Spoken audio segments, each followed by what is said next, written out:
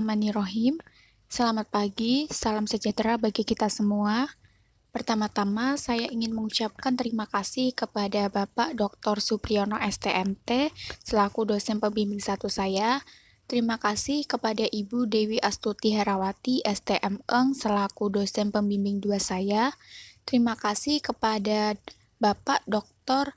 Narimo STMM selaku dosen penguji 1 saya, dan terima kasih kepada Bapak Gregorius Prima Indra Budianto STMM selaku dosen penguji 2 saya. Terima kasih telah berkenan hadir untuk menghadiri pada seminar proposal tugas akhir saya pada hari ini. Yang kedua, izinkan saya untuk memperkenalkan diri. Nama saya Noviana Saryana. Di sini saya akan mempresentasikan proposal tugas akhir saya yang berjudul Prarancangan Pabrik Butil Asetat dari butanol dan asam asetat dengan kapasitas 65.000 ton per tahun.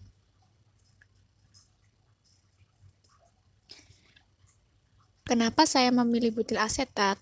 Karena butil asetat adalah salah satu produk yang memiliki potensi untuk dikembangkan dan memiliki kegunaan yang cukup luas.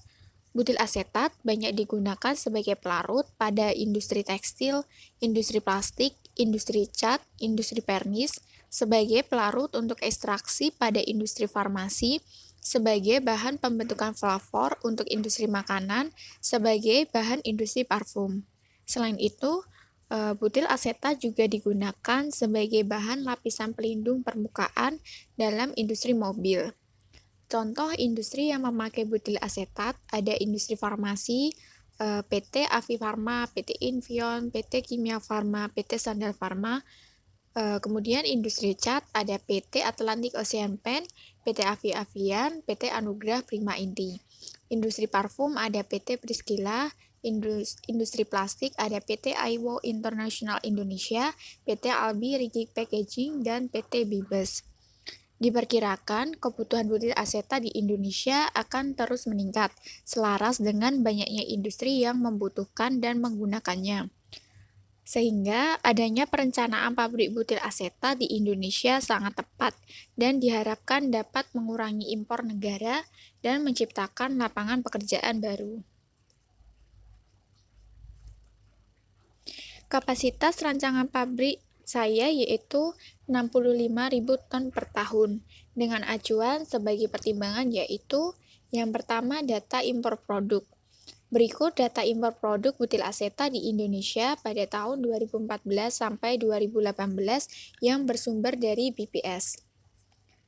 Kemudian, dari data tersebut dibuat grafik di mana saya memakai regresi linier dengan data impor sebagai sumbu Y dan tahun sebagai sumbu X. Dan didapatkan R kuadrat sebesar 0,9406 serta persamaan linier.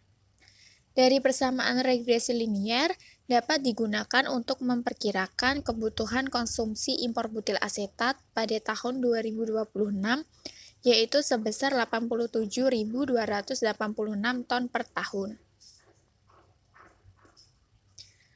Kemudian yang kedua, kapasitas pabrik yang sudah ada. Berikut daftar pabrik produsen butil asetat di dunia.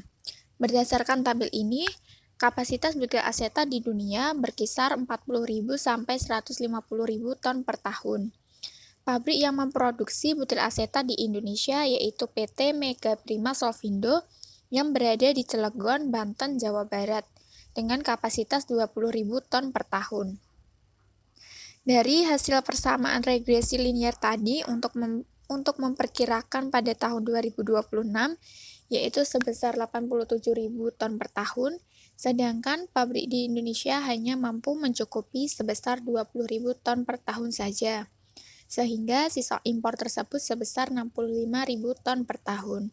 Oleh karena itu, kapasitas pabrik butil asetat sebesar 65.000 ton per tahun. Pemilihan lokasi pabrik. Pabrik butil asetat ini direncanakan berlokasi di Kecamatan Kebomas, Kabupaten Gresik, Jawa Timur. Pemilihan lokasi ini memperhatikan beberapa faktor. Yang pertama, faktor primer, letak sumber bahan baku.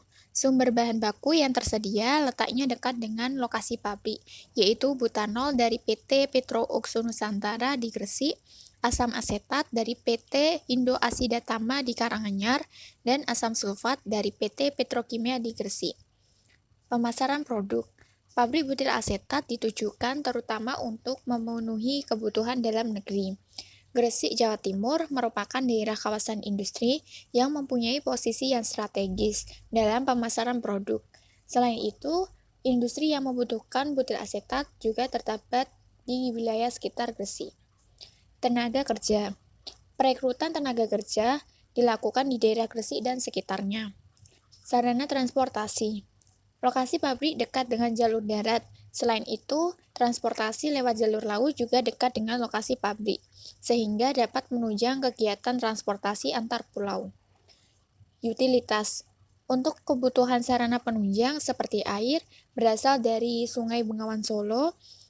Untuk listrik diperoleh dari PLN dan bahan bakar dapat dipenuhi dari Pertamina.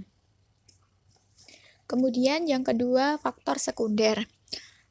Karakteristik lokasi menyangkut iklim di daerah tersebut. Dalam hal ini, yaitu musim hujan dan musim kemarau yang memiliki fluktuasi yang relatif kecil. Kebijakan pemerintah. Pendirian pabrik perlu memperhatikan kebijaksanaan pengembangan industri, hubungan pemerataan kesempatan kerja dan kesejahteraan kerja, serta berwawasan lingkungan. Kemasyarakatan. Dengan masyarakat yang akomodatif terhadap perkembangan industri, serta kondisi sosial masyarakat setempat yang sudah terbiasa dengan lingkungan industri, sehingga pendirian pabrik baru dapat diterima dan dapat beradaptasi dengan cepat.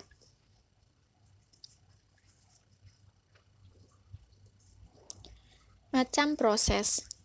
Berikut merupakan perbandingan proses pembuatan butil asetat.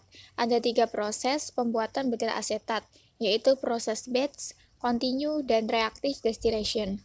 Dari ketiga ini, saya memilih proses continue, karena tekanan dan suhu operasionalnya tidak terlalu ekstrim, biaya operasionalnya sedang, dan mencapai konversi sebesar 95%. Proses continue menggunakan reaktor alir tangki berpengadu, adapun reaksinya yaitu reversibel atau bolak-balik. Reaksi ini dipercepat dengan katalis, yaitu asam sulfat. Asam sulfat dipilih sebagai katalisator karena efisiensinya serta harganya yang murah. Namun, apabila digunakan pada suhu tinggi akan berefek korosi.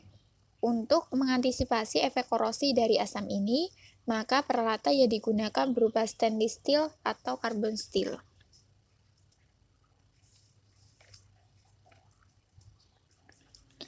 Langkah proses. Proses pembuatan butil asetat ada 3 langkah proses. Yang pertama, tahap penyiapan bahan baku. Butanol dari tangki 1 dan asam asetat dari tangki 2 dalam kondisi cair dimasukkan ke dalam mixer untuk dicampur.